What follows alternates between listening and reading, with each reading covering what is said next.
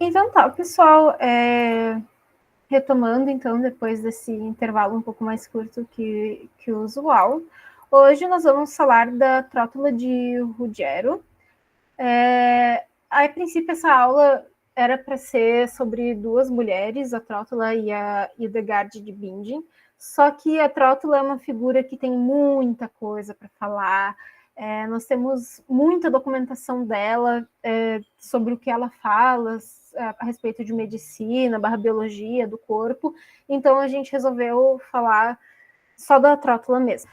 Então, a Trótula de Ruggiero, ou também conhecida como Trótula de Salerno, nasceu por volta de 1010 e morreu em 1097, na cidade italiana de Salerno. Não se tem muito conhecimento sobre a vida dela em si, não se sabe muitas coisas. A data em que ela nasceu é meio duvidosa, porque não se tem registro, mas se tem um registro da morte dela, se tem tipo eu ia falar um atestado de morte, né? Daí fiquei pensando, atesto que Trótula de Rogério morreu. Mas enfim, se tem ali um atestado de morte dela. Então essa data é um pouco mais segura, mas de nascimento não, é meio que uma estimativa. Se sabe que sim, ela habitou nessa cidade italiana, do que hoje a gente chama de Itália, de Salerno, e aqui eu trouxe uma mapinha para nos localizar, né? Então a gente pode ver que é um pouco mais para o sul da Itália. E acredita-se que ela era de uma família aristocrata da região, porque a gente tem sim uma família Ruggiero na região, e por ser uma mulher que teve acesso, educação e tudo mais, é aquilo, né, que a gente discutiu na última aula, que esse contexto familiar, as conexões dela, de onde ela veio, são coisas que influenciam nas possibilidades que ela tem de vida, né, como as mulheres daquele período que a gente acabou de falar. Sabe-se que ela foi casada com o Giovanni Plateario, com quem ela teve 2 filhos. Um Giovanni, adoro quando as pessoas põem os nomes do pai no filho, e o Matteo. É sabido também que ela estudou e lecionou na Escola de Salerno de Medicina, e o próximo slide eu vou falar um pouco mais sobre a Escola de Salerno. E a gente conhece 3 obras dela. Eu não vou ler em latim, porque eu sou iniciante no latim e minha pronúncia vai ser horrível, mas a gente pode falar das paixões, né, das mulheres, antes, durante e depois do parto. Aqui a gente não pode pensar paixão enquanto uma paixão romântica, né, mas tipo os sentimentos, as sensações das mulheres antes, durante e depois do parto. Daí esse de Ornatus Mulherium é tipo... deixa eu pegar a tradução que eu anotei. Sobre os cuidados com as mulheres. E sobre os ornamentos das mulheres. E essa última é o livro de cuidados com as mulheres, uma coisa por aí, dos sintomas das mulheres. O latim tem várias formas de traduzir as coisas, assim. Ela ficou conhecida, então, como a primeira mulher ginecologista, porque esses trabalhos, essas obras que nós conhecemos delas, todas falam muito sobre a questão, como a gente vai ver, do parto, da menstruação, e, na verdade, de saúde feminina no geral, assim. Então, ela ficou conhecida como a primeira mulher ginecologista. Aqui a gente já viu, né, a cidadezinha de Salerno.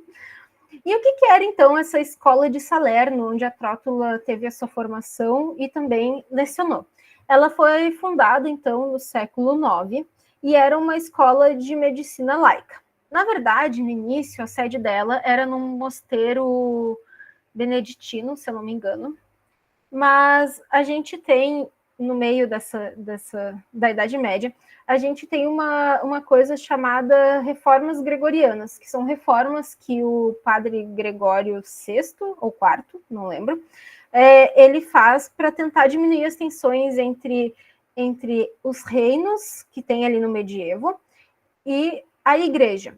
E no meio dessas reformas, por algum motivo, ele se tem algumas concepções sobre os papéis que os membros da igreja poderiam ou não exercer. E dentro disso entra uma questão sobre o contato com o sangue. Então, o contato com o sangue para essas pessoas, esses homens que eram da igreja, ele passa a ser proibido. Então, por isso, muito da medicina acaba se laicizando, ou seja, não estava diretamente ligado com a igreja. Essa escola, que não era apenas de medicina, ela também ensinava direito e teologia, ela, sim, o negócio era laico, mas ensinava teologia, e isso não é uma contradição para o medievo, tá, gente? Ela era fundamentada nas teorias do Hipócrates e do Galeno, ou seja, na teoria dos humores, que o Gabriel já falou para a gente, e ela focava principalmente em uma medicina mais prática, mirando aí na questão preventiva. Então, como é que a gente pode prevenir que as doenças ocorram através do equilíbrio dos humores, né? E como a gente pode curar o desequilíbrio desses humores. Também se sabe que nessa escola se realizavam dissecações, e a gente tem aqui na imagem, né, que é uma miniatura retirada que retrata a escola médica de Salernitana, que está que é uma cópia que está no cânone do Avicenna, que é um médico muito importante para o medievo. Então, essa escola ela praticava dissecação, às vezes em seres humanos, o que não era tão comum, porque era meio que proibido pela igreja, era mal visto. A dissecação de seres humanos é uma prática mais recorrente a partir do século XVI, XV, por aí. Mas, provavelmente, eles também dissecavam animais, então, para alguns estudos. Aí entra uma coisa que eu acho bem legal, porque eu estava conversando com uma colega que estuda a trótula, e ela falou assim: Isabel, tu não me chega lá e fala que a trótula foi uma exceção, porque ela não foi uma exceção. O que eu quero dizer? Ela não é uma mulher que fugiu das normas, uma mulher à frente do tempo dela, que conseguiu, no mundo dominado por homens, ser médica. Não, a trótula não era uma figura de exceção. Ela é uma figura de destaque porque ela tratava da saúde das mulheres, e também porque nós temos muitas obras dela que sobreviveram, essas 3 obras, e... Opa, Camille, a gente ainda não enviou. Daqui um pouco mais para frente. Então, a gente tem muitas obras, e as obras dela, durante o medievo e o início ali do que a gente chama de Renascimento, elas foram obras muito conhecidas, que circularam bastante. Então, nessa época, como é que acontecia? Era tudo manuscrito. As pessoas escreviam, tinham o que a gente chama de monges copistas, que eram pessoas encarregadas de copiar à mão aqueles livros. E com a invenção da prensa, né, de Gutenberg, que é quando o Ocidente descobre que dá para imprimir livros, né, aprende a técnica para isso, os livros da trótula, eles passam a serem impressos e publicados. É também no Renascimento que a gente começa a ter algumas dúvidas, como toda figura feminina, né, sempre se lança dúvidas acerca da autoria das obras dela. Então, no Renascimento, alguns homens começam a falar que seria impossível uma mulher ter escrito aquilo. Enfim, isso daí começa a se lançar dúvidas de que talvez a trótula não existisse, que na verdade era um homem assinando como uma mulher. Tem algumas teorias até hoje que perduram que, na verdade, trótula seria o nome de um conjunto de mulheres que escreveram aquelas receitas. E daí fica a dúvida, né? Mas como a gente sabe que existiu realmente uma trótula, a gente tem esse atestado de óbito dela, fica mais possível afirmar que foi ela realmente que teria escrito. Tem alguns que falam que foi o marido, né? Importante, sempre é o marido. Enfim. Mas, como eu estava falando, a trótula não é uma exceção. Tanto que na escola de Salerno, nós temos esse grupo de mulheres que a gente chama de mulheres de Salerno, que são mulheres que naquele período também tiveram destaque enquanto médicas. Então, nós temos a Trótula, faz parte desse grupo, né? Nós temos uma moça chamada Bela, Rebeca Guarna, Mercuriade, e entre várias outras, e todas elas têm livros que a gente conhece, que chegaram até nós. Só que a maioria delas não necessariamente escreve sobre saúde feminina. Tem uma delas, a Rebeca, se eu não me engano, que é o que a gente hoje em dia chamaria de urologista, talvez. Então, ela cuidava mais dessa parte.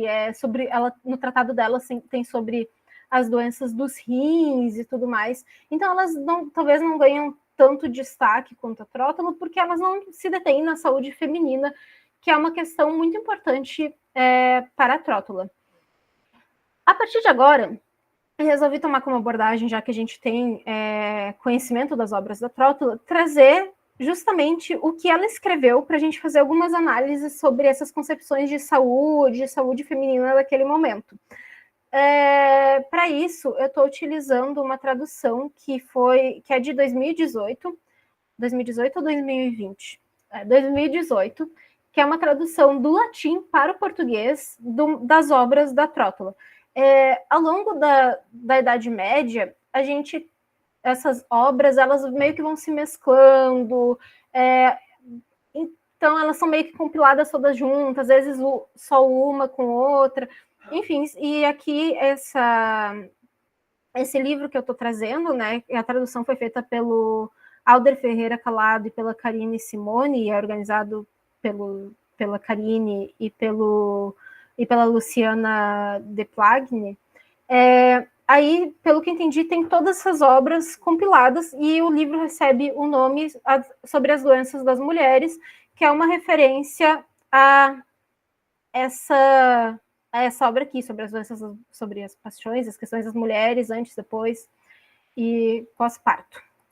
Então, essas traduções estão feitas nesse livro, eu copiei e colei, as traduções não são minhas, e tem o original em latim, que para nós historiadores é muito interessante.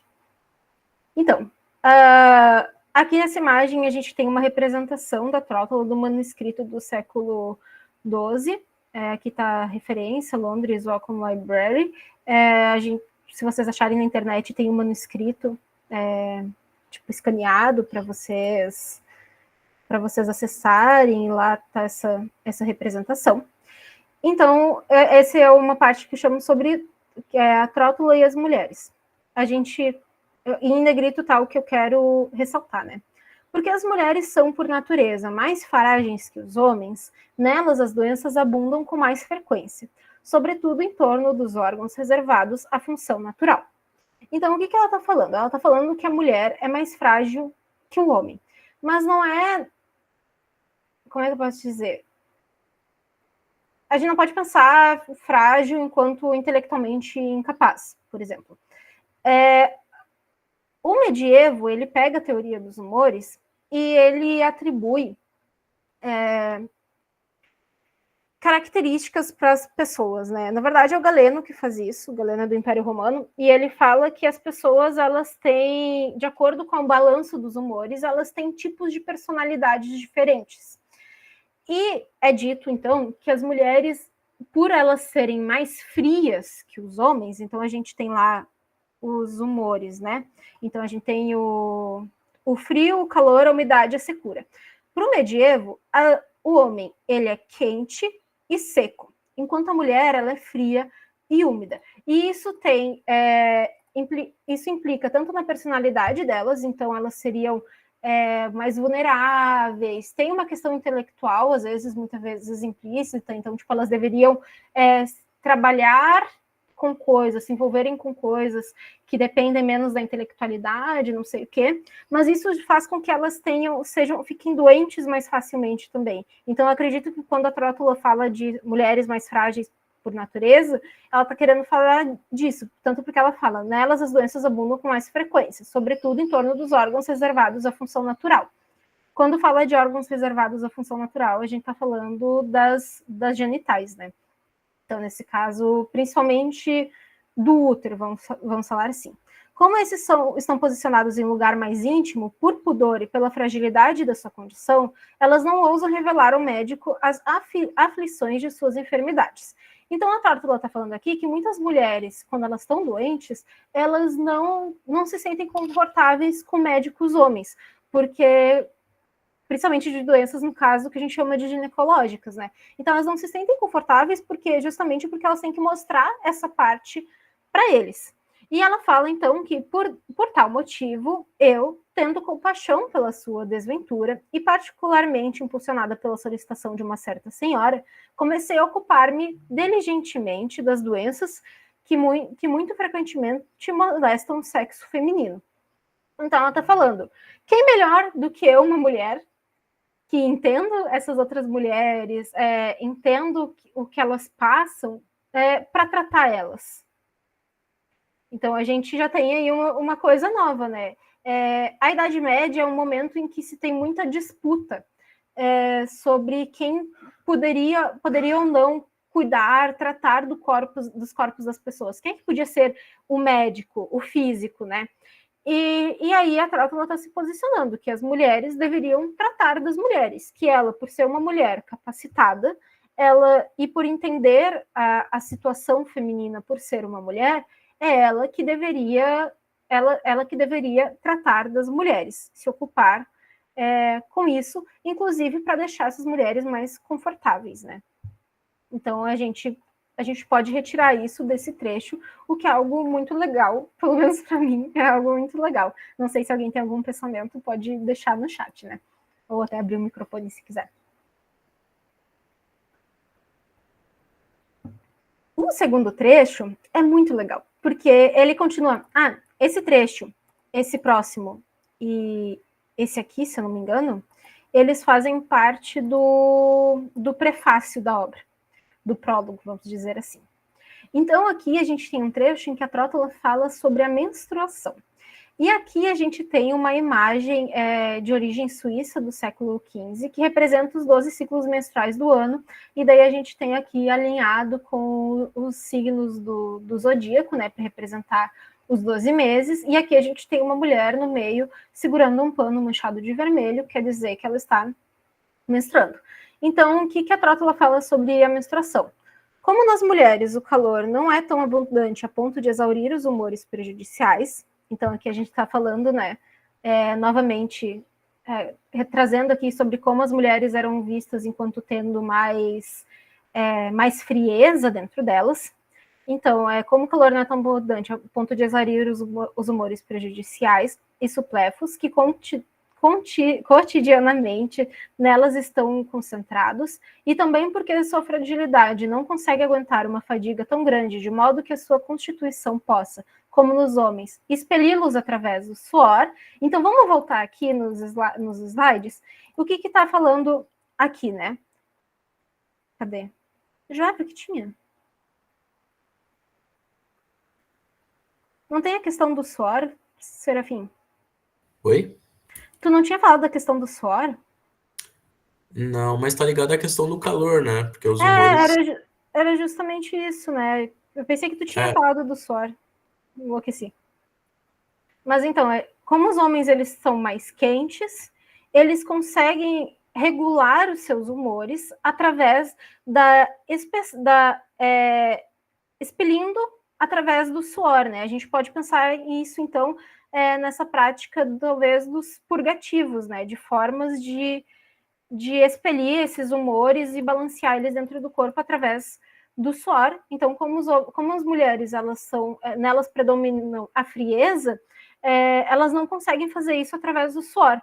Mas, segundo a Tártula, a mesma natureza, devido ao defeito de calor, destinou-lhes uma forma particular de purificação, ou seja, as menstruações, que o vulgo chama de flores. Então, ela fala que os homens, para regularem os humores e manterem a sua saúde, eles suam. As mulheres, como elas são frias, elas não suam, elas menstruam. Então, e ela vai chamar a menstruação de flores. Se não me engano, é um termo comum até para a época. E eu não sei se vai se repetir ao longo dos próximos trechos, agora não estou lembrada. Mas, então, se ela falar de flor ou de flores, ela está se referindo à menstruação. E é legal, assim, essa outra visão, porque a gente, não sei aqui se alguém é católico, cristão, mas, se eu não me engano, a menstruação, ela tem a ver com essa questão da maldição de Eva, né? Quando o ser humano é expulso do jardim do Éden, a Eva por pecar, o homem, né? Ele tem que sofrer, ele tem que viver do suor dele. Então ele tem que trabalhar. E a mulher, ela passa a sentir as dores do parto e, se não me engano, da menstruação. O Serafim, que é mais ligado nisso que eu. Confere? Tem uma ligação com isso daí, né? Com a questão da geração, da gravidez, né? Dos processos em volta disso daí. Então, aqui é uma outra explicação, né, para a questão da menstruação, uma explicação que não necessariamente é religiosa. Não estou falando que a Trótula não era religiosa. Naquele momento não existia pessoa que não era religiosa. Mas, enfim, é uma outra explicação. E tem uma coisa que ela fala muito de natureza, né? A natureza, como por natureza a mulher era mais frágil. Quando eles falam de natureza, de natural, eles estão muito embebidos de uma ideia do Aristóteles, que as diferenças dos corpos elas eram naturais. Então, a gente tinha essa diferença de órgãos, órgãos, no caso, reprodutores do homem e da mulher, porque isso era natural, isso era necessário para que houvesse a procriação, né? Então, eles estão falando natural nesse sentido, e para Aristóteles, claro, isso se transformou em natural em questão de diferenças de atribuições sociais, né, de papéis de gênero. Então, quando a gente fala de natureza, eles também estão querendo falar disso. Depois tem esse trecho que a Trótula, ela fala sobre os sintomas da menstruação. E o que eu acho mais legal com ele é como eu acho que nós, pessoas que menstruamos, conseguimos nos identificar de uma forma ou outra, né?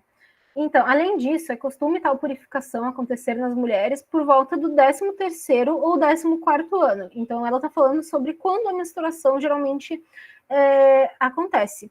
Um pouco antes, um pouco depois, dependendo se nelas abunda mais a calidez ou a frieza. Então, como eu falei, cada pessoa, para a teoria dos humores, ela tem a sua própria regulação de humores. Então, às vezes, a mulher, mesmo nela predominando a frieza, ela pode ser mais quente do que outras mulheres, ou mais seca, mais úmida em relação a outras mulheres. Embora em relação aos homens, ela sempre vai ser mais fria e úmida. Se tal purificação acontecer no tempo e na ordem desejados, a natureza se livra de modo apropriado dos humores supérfluos. Ou seja, quando ela fala humores supérfluos, é daquilo que está em excesso. Na verdade, se as menstruações saírem em quantidade maior ou menor do que deveriam, várias doenças aparecem. Por quê? Por conta disso, é inibida tanto a vontade de comer quanto a de beber, às vezes produzem vômitos, e às vezes as mulheres têm desejos de terra, carvão, argila e similares. Às vezes, pelo mesmo motivo, sentem dor ao redor do pescoço, nas costas, na cabeça. Às vezes aparecem sintomas como a febre aguda, pontadas no coração, hidropisia ou a desinteria. Aqui onde está esse colchetes com 3 pontinhos, ela fala duas coisas que não couberam no slide, mas que são muito interessantes. Ela fala do que a gente chama de... eu não trago. Ela fala do que a gente chama de... menopausa. Então, ela começa falando sobre quando as mulheres começam a menstruar, e depois ela fala quando essas mulheres param de menstruar. E para ela, esses períodos, eles têm muito a ver com o fato da mulher ser mais gorda ou ser mais magra. Então, ela tem essa relação também, assim. Então, essas diferenças, elas são explicadas por esses fatores do corpo da mulher. Aqui ela também está atribuindo a questão dos sintomas que a gente tem da menstruação, a questão do quanto se menstrua ou não, né? Então, se tu não menstrua o suficiente para expulsar esses humores de ti, tu vai ter alguns problemas. E também a mesma coisa se tu menstruar demais. Se tu menstruar demais ou menstruar de menos, quer dizer que ou tu tá deixando de pôr esses humores supérfluos para fora, ou tu tá botando muitos humores para fora. Tá botando mais coisas que tu deveria, e esse desequilíbrio ele vai causar a doença. Viram como tá tudo conectado? E é legal também esses sintomas que ela traz, porque eu acredito que são sintomas que muitas pessoas que menstruam sofrem, né? Então aqui ela fala de dor de cabeça, dor nas costas, dor nos flancos, ela fala? Assim, dor nas costas, na cabeça.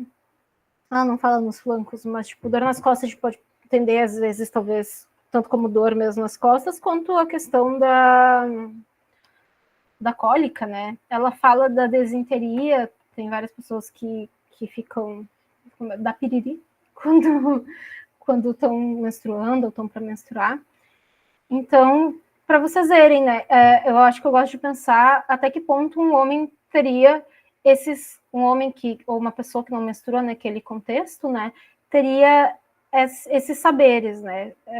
Saber, assim, esse conhecimento do que as mulheres verdadeiramente sentem quando elas estão nesse período.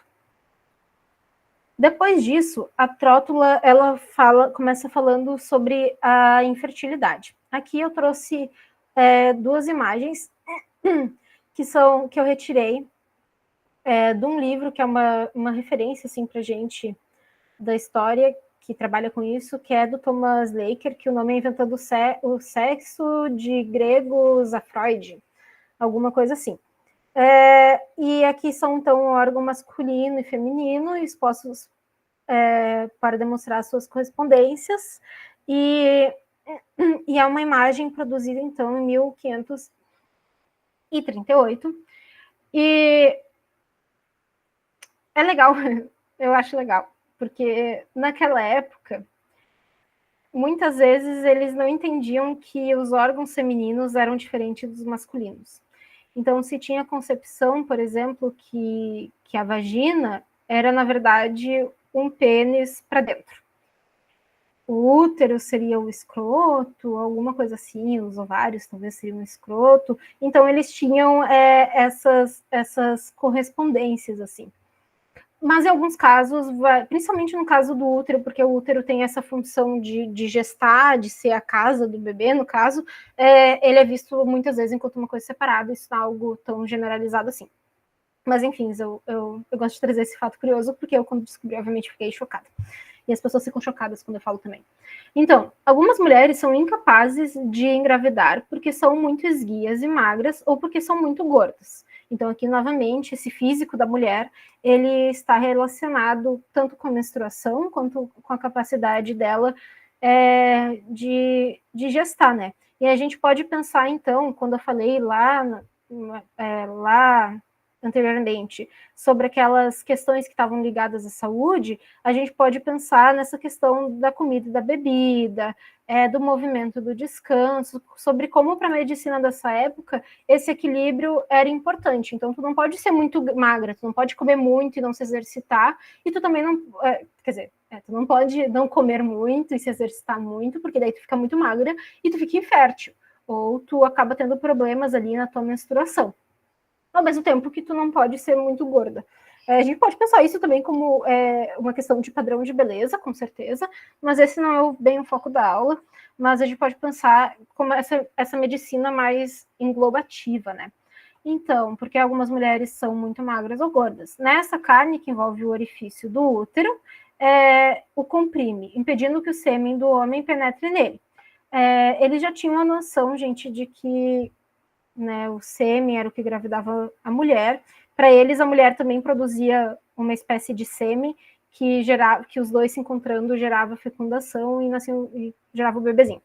Algumas mulheres têm um útero tão macio e viscoso que o útero, e não as mulheres, então, tipo assim, a culpa não é delas, é do útero delas, não retém o esperma recebido. Isso faz, então ela citou aqui os motivos do porquê as mulheres podem ser inférteis. E agora vem a parte mais importante, que é o motivo do porquê os homens poderiam ser inférteis. Porque a trótula ela é um pouco desviante nisso. Era mais comum na época que se atribuísse a infertilidade às mulheres, porque elas eram muito frias, então elas não conseguiriam gerar o bebê. Ou tem para eles o momento da relação íntima é muito importante para a concepção do bebê. Então, às vezes eles falavam que como a mulher ela não produzia calor suficiente naquele momento, os sêmens eles não conseguiam se juntar e se desenvolver. Então, tu tem muitas atribuições do porquê as mulheres seriam inférteis. E aqui a trótula traz por que um homem seria infértil. Então, às vezes isso acontece por culpa do homem, quando ele tem um sêmen muito inconsistente, que derramado no útero desliza para fora por conta de sua liquidez. Então, isso que é interessante dela, né? Para ela, os homens também poderiam ser inférteis, o que não era uma visão muito comum para a época. Só deixa eu... E ainda tem bastante coisa e pouco tempo. Eu falei que essa aula... Tá. Aqui a gente tem... Não pulei, não. Aqui a gente tem um trecho que a trótula fala sobre o aborto e a gravidez. E aqui a gente tem uma imagem sobre as posições da criança no útero. Ela fala que nesses... Bem uma coisa que a gente sabe hoje em dia, né? Que esses primeiros meses da gravidez, ele é muito fácil que o bebê não se fixe no útero, né? Nas palavras dela. E por isso podem acontecer mais abortos. E hoje em dia a gente sabe que os 3 primeiros meses de uma gestação são meses bem complicados, né? Tem casais, pessoas que até esperam esses 3 meses para comunicar para as outras que estão grávidas, né? Que estão gestando, porque é um momento delicado. E daí ela fala que quando mais tarde a ama for infundida na criança, essa se adere com um pouco mais de força e não vai embora facilmente. Mas no momento que a criança se torna madura, é rapidamente expulsa por função da natureza. Então, é o momento que acontece o parto. Vou dar uma acelerada, porque a gente está com pouco tempo, né? Aqui, então, a gente começa na questão do parto em si. Então, o que a trótula falava que era necessário para ocorrer um parto? Como é que tu deveria tratar a mulher durante o parto, e esse é uma ilustração de um dos manuscritos dela. Quando a mulher inicia a gravidez, é preciso evitar nomear na presença dela coisas que não podem ser adquiridas, porque se ela não pedir e não lhe for dado, um aborto pode ser provocado. Isso me fez lembrar muito daquela coisa que tu não pode negar comida, coisa a uma mulher grávida, senão tu vai ter um terçol, ou senão a criança vai nascer com cara daquela coisa. Não sei se vocês já ouviram falar nisso, mas isso me lembrou muito esse aspecto. Caso ela tenha desejo de comer barro, argila ou mesmo carvão, devem ser dadas a ela favas cozidas com açúcar. Chegado o momento do parto, a mulher deve ser submetida a banhos frequentes, seu abdômen deve ser ungido com óleo de oliva ou mesmo com óleo violáceo, e ela deve se alimentar com comidas leves e facilmente digeríveis. Então, aqui, mais uma vez, né, como a alimentação é importante nesse processo de cuidado. A gente pode pensar também numa dimensão sobre como o óleo de oliva era um insumo, um ingrediente muito comum do cotidiano daquelas pessoas. Aqui a gente está falando de Itália, tá? Então, como esses ingredientes, essas coisas que ela traz, eram do cotidiano, era uma coisa possível das pessoas replicarem em casa, né? E daí a gente pode até pensar num conhecimento que não necessariamente está ligado às instituições, mas um conhecimento geral, um conhecimento que se passa da tradição oral dessas mulheres, porque eram essas mulheres que praticavam esses cuidados nas casas, né? O parto geralmente envolvia a figura da parteira e de outras mulheres. O homem, o médico, o físico, como a gente chama, ele só era chamado muitas vezes em casos mais graves, se precisasse, às vezes, cortar a mulher, né, realizar o que a gente chama hoje em dia de cesárea para salvar o bebê e tudo mais. Era nesse contexto que os médicos, os físicos eram chamados. Os partos eram momentos de muito protagonismo assim, feminino. Se os pés estiverem inchados, devem ser besuntados com óleo de rosa e vinagre, e depois de outros alimentos, comer alimentos leves, marmelos, romãs. Então, né, a dieta enquanto importante para esse momento do parto.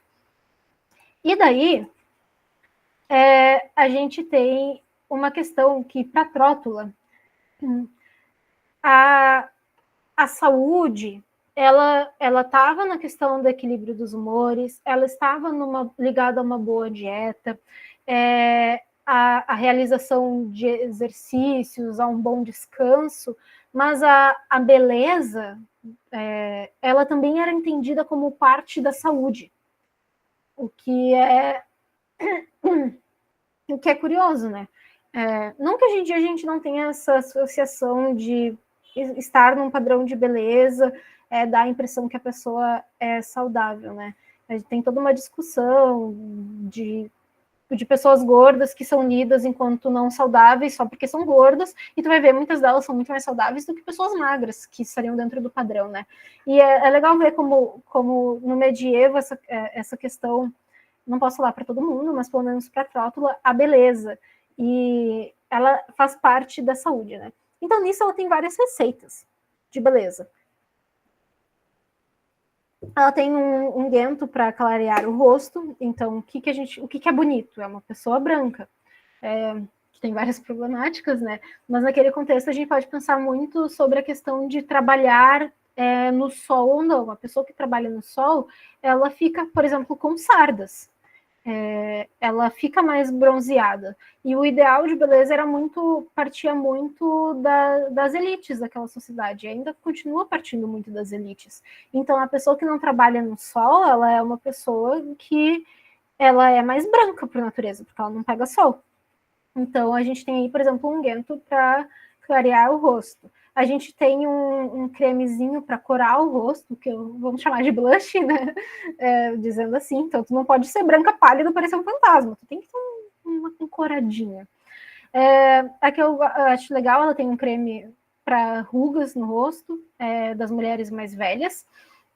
E aqui eu trouxe a receita inteira, porque eu acho legal trazer um pouco sobre como é que funcionava essas receitas. Então, pegue espadana, isto é, um gladiolo, extraia o sumo e à noite esfregue no rosto. Pela manhã a pele estará sensível e descamará. Um peeling, né? Tratamos essa pele descamada com o referido unguento, provavelmente esse aqui, ao qual se deve acrescentar raiz de lírio. Deve-se remover com pó a pele que, depois de descamada e limpa, resulta bastante suavizada. Então, a gente pode perceber também um ideal de beleza de juventude, né? Uma mulher que deve permanecer jovem. E essa imagem é um retrato da trótula, né? A gente pode ver uma mulher extremamente branca, extremamente jovem e tudo mais. Que não tem manchas na pele, faltou um pouquinho a parte do corado, mas às vezes é só a qualidade da imagem mesmo. Enfim, né, só para trazer essa dimensão da beleza, do cuidado com o corpo, enquanto parte do cuidado com a saúde para a trótula. A trótula, ela fala de muitas mais coisas, ela não se detém apenas em saúde feminina, ela tem receitas que servem tanto para homens quanto para mulheres. A gente tem uma receita, por exemplo, para ajudar na visão. Tu tem receitas para questão tipo de continência urinária e tudo mais, mas eu quis trazer esses aspectos mais de saúde feminina para mostrar sobre como uma mulher pensava no corpo e nas questões femininas nesse período do medievo, né? E a partir disso a gente pode pensar que outras mulheres pensavam igual, que outras mulheres replicavam, que isso eram coisas que já estavam disseminadas na sociedade. Agradecer a presença de vocês, queria saber se alguém tem algum adendo, alguma colaboração que gostaria de deixar, ou via microfone ou via chat.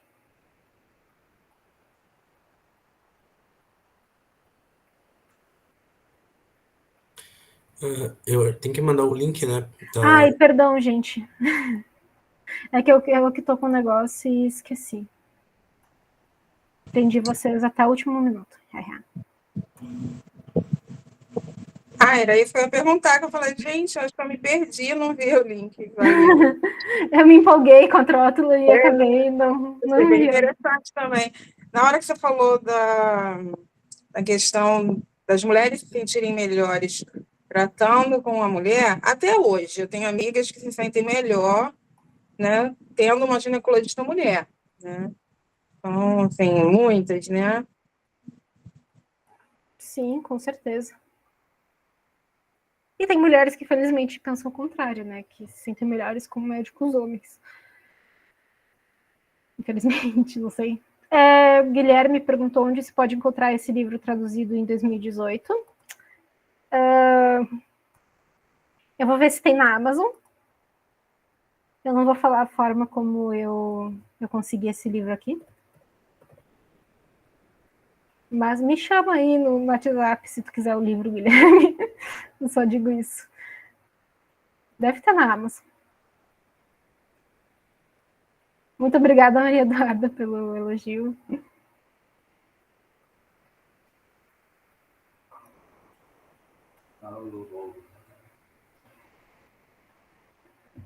Tá funcionando certinho a presença, gente? Já tem respostas aqui, certo? Então, é isso, galera. Por hoje, se ninguém tem mais nada para falar, vou parar de gravar. Eu clico para parar. Eu clico para parar de apresentar.